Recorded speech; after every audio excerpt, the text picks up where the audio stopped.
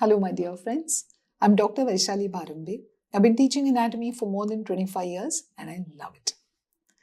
This lecture is part of my brainstem series, Pons Lecture 4, which means we've already done Pons Part 1, 2, and 3, in which we discussed external features, basilar part of pons, and tegmentum of pons at the level of caudal section and cranial section of pons. So by this time, you should really be understanding the pons and its functioning. Today we'll discuss blood supply and therefore the lesions of pons. Come, I want to start this lecture with a case. A 8-year-old child was brought to the OPD with weakness of face on the left side.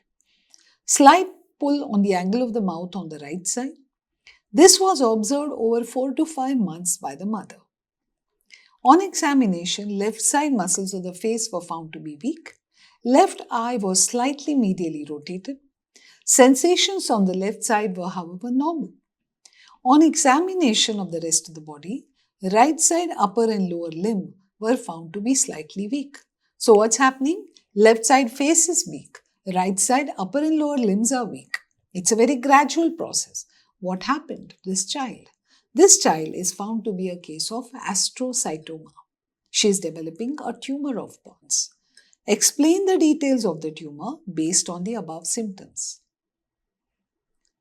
Think about it. This is what we are going to discuss today. Okay? Start with a case and you begin to understand the whole pons much better. We'll come back to this case later again. Okay? Let's ponder upon some things here. Ascending and descending tracts run longitudinally through pons. They can be crossed or uncrossed. It's important to know that whenever there is a lesion, has the crossing happened above the lesion or below the lesion? Point number 1. Parallelly, cranial nerves are horizontal fibers. So, whatever cranial nerve is affected, it helps you to understand at what level the lesion has happened. Okay? So, cranial nerves will give you the side and the level at which the lesion occurs. The ascending and descending tracts, the symptoms they will produce will depend upon whether the crossing has happened above or below the level of lesion. Remember these very important points. So, let's revise the blood supply now. Because most of the lesions are vascular, so you have to know the blood supply well to be able to understand the possible symptoms of the patient. Blood supply of pons. Come. So, this is a brain. We are looking at it from below. Here is your pons. This here is your basilar artery. These are pontine branches spreading out on either side, supplying the pons. So take a look at this section. Here is your pons. Okay. This is the basilar artery. You can see the pontine branches supplying the pons anteriorly. Here you can see a superior cerebellar artery which is also supplying pons and then going on to supply the cerebellum. Here you are seeing anterior inferior cerebellar artery which is supplying pons and then going on to supply the cerebellum inferiorly. Right.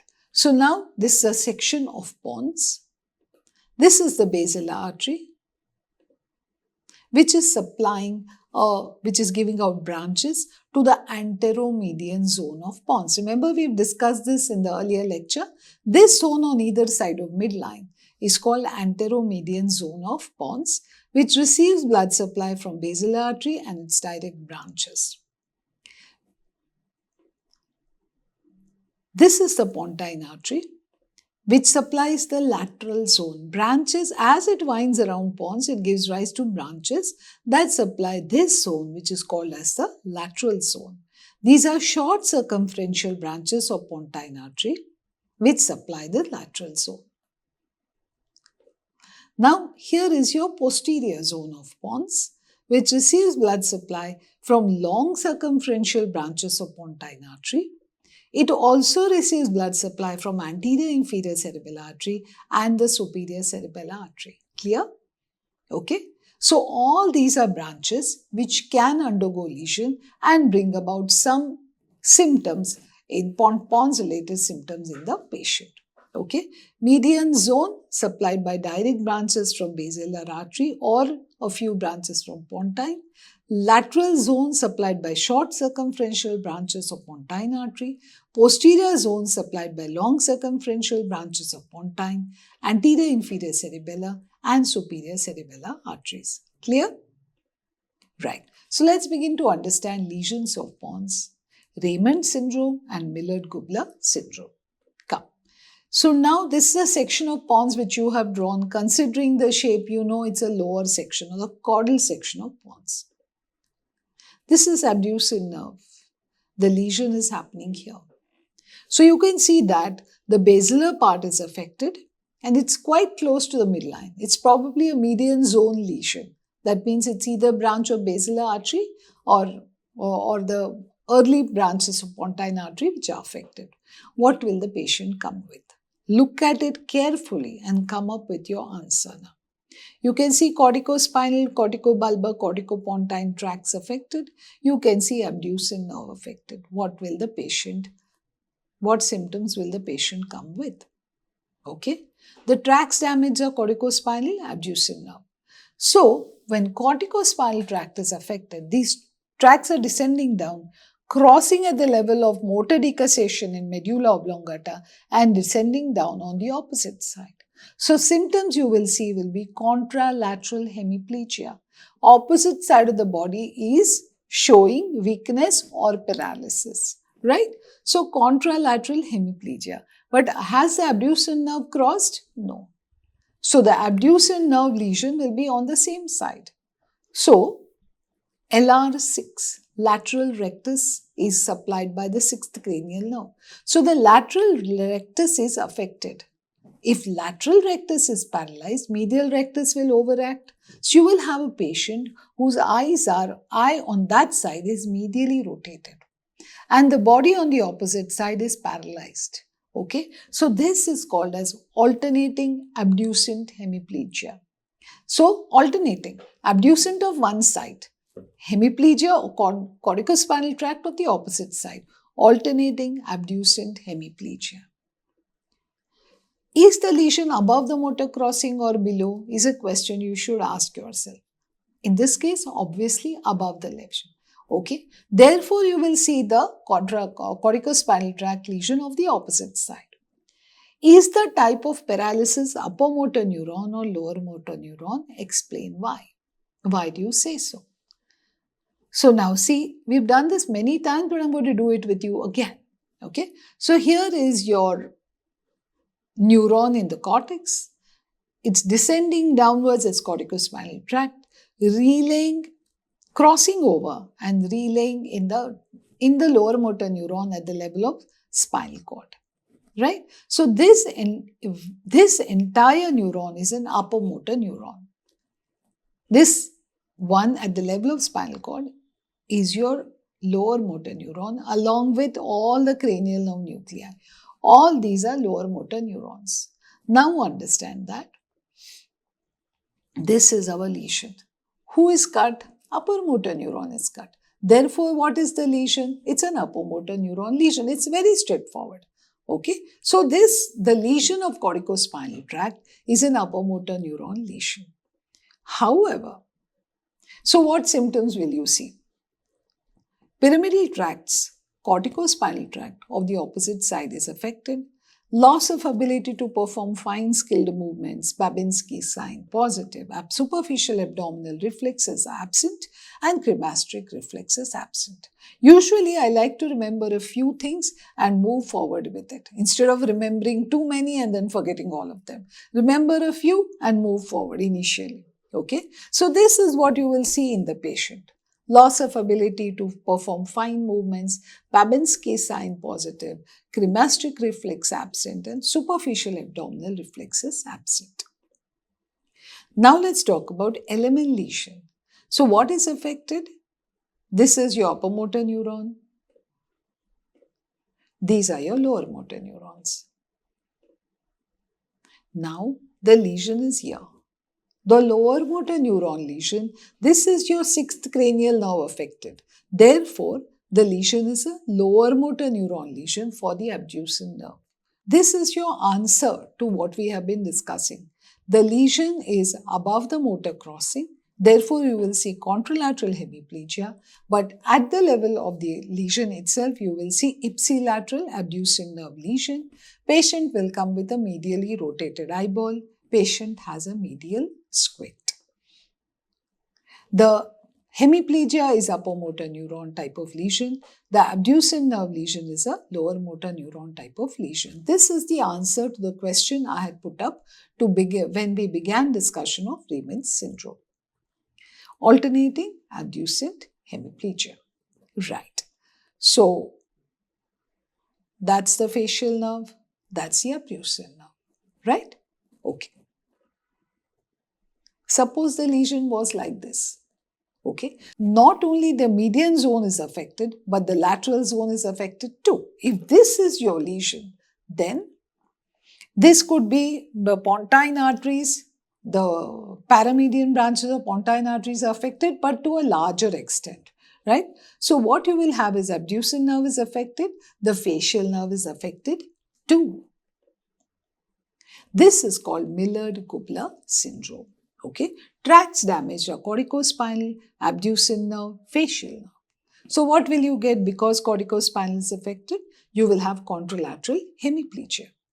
Because abducent is affected, you will have ipsilateral medial squint. Correct? But because facial nerve is affected, you will have an ipsilateral facial palsy. So same sideboard of the lesion, you will have the face paralyzed. Okay? So this, again we have the same questions. Is the lesion above the motor decussation or below? Obviously above. What type of paralysis is it? Upper motor neuron or lower motor neuron? Explain why. Okay. So we know the answer to all of this. We know that the contralateral hemiplegia is above the motor crossing and therefore an upper motor neuron type of lesion. We know the abducent nerve is a lower motor neuron type of lesion. We know the facial nerve lesion is also a lower motor neuron type of lesion, right? So the cranial nerves will affect the same side. The descending tracts, the corticospinal tracts will affect the opposite side of the body. Alternating facial hemiplegia. This is called alternating facial hemiplegia. Here, facial is not purely affected. Usually, the facial and abducent both are affected. When it's a median lesion, the abducent can be purely affected. That is why it's called alternating abducent hemiplegia. Right. Let's talk about the third type of lesion in Pons, cerebellopontine angle syndrome. So, this is often seen when you have an acoustic neuroma of the 8th cranial nerve. This is the region affected. Remember, this is the region where the facial and the vestibulocochlear nerve enter into the pons at the cerebellopontine angle. The tumor here will compress upon the following: 8th cranial nerve, inferior and middle cerebellar peduncles, spinal tract and nucleus of trigeminal nerve, and the facial nerve. So what symptoms should you expect from the patient? The patient, this is where the lesion is happening. Okay, so you will have all these nuclei affected. Remember, dorsal cochlear nucleus, the vestibular nucleus, juxtarestiform body, spinal tract and nucleus of trigeminal nerve, ventral spinocerebellar tract, inferior cerebellar peduncle, middle cerebellar peduncle, all these are affected. What will the patient come with?